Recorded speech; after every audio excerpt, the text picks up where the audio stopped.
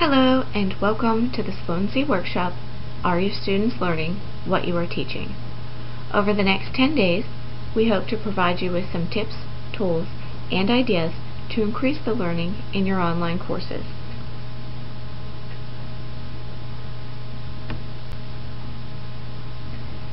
During this workshop, your facilitators are Kathleen Ives and Sandra Casblotti.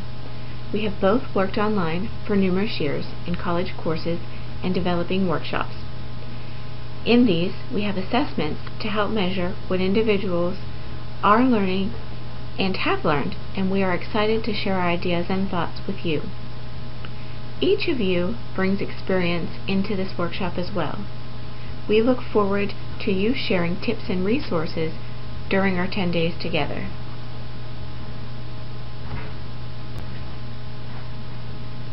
The key concepts that will be covered during this workshop are classroom assessment techniques, diagnostic, formative, and summative assessment, and the chance to develop specific assessment techniques for your online discipline and courses.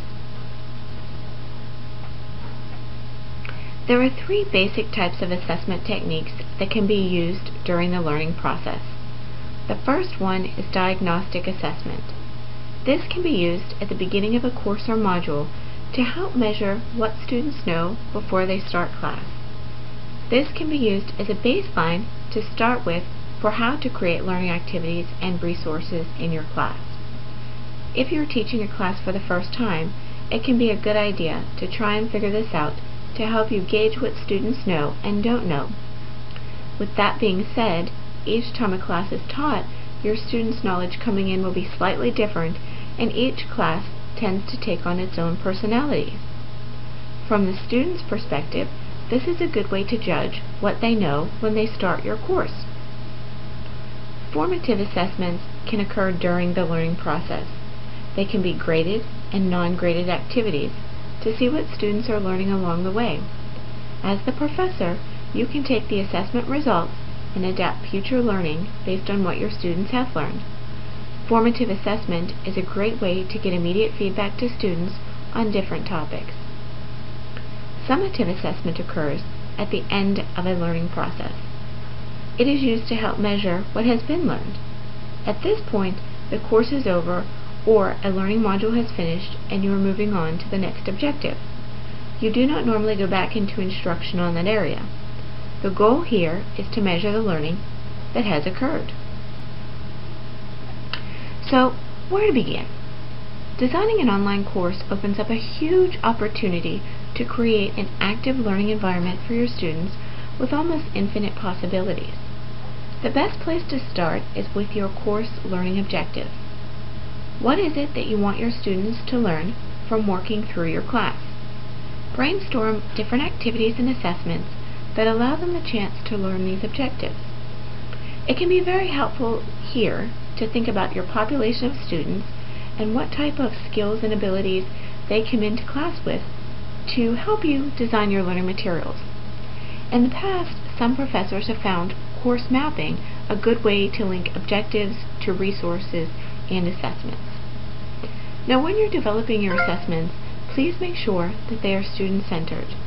And basically, this means showing meaning and helping students understand why the objectives are developed for them in a class.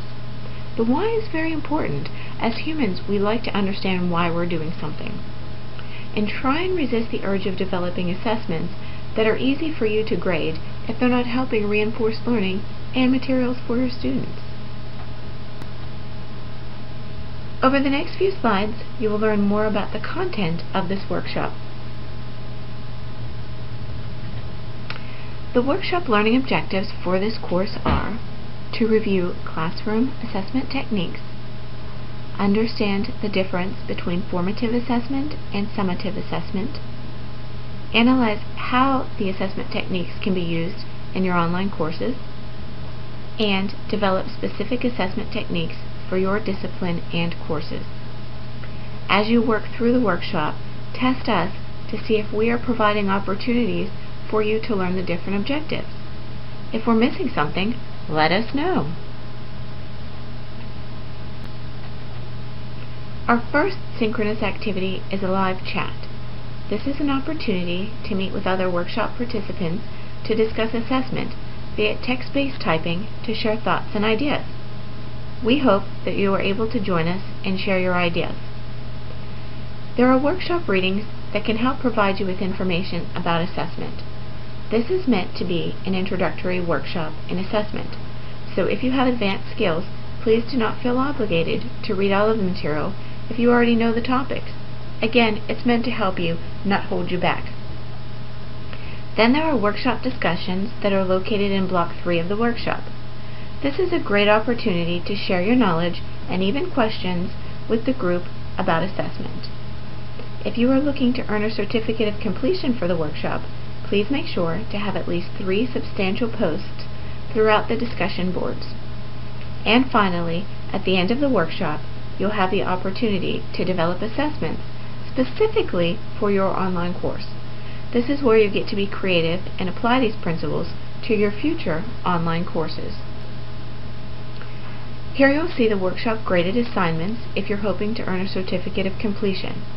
We're looking for a minimum of 3 substantial posts in the workshop discussion forums. And when we're looking at substantial, it just means that you're adding content, information, or knowledge into the discussion to help all of us continue to learn. And complete the assessment technique selection assignment and make sure that it's submitted satisfactorily by Friday at 5 p.m. Eastern Time. Thank you for joining us in this brief introduction of the workshop.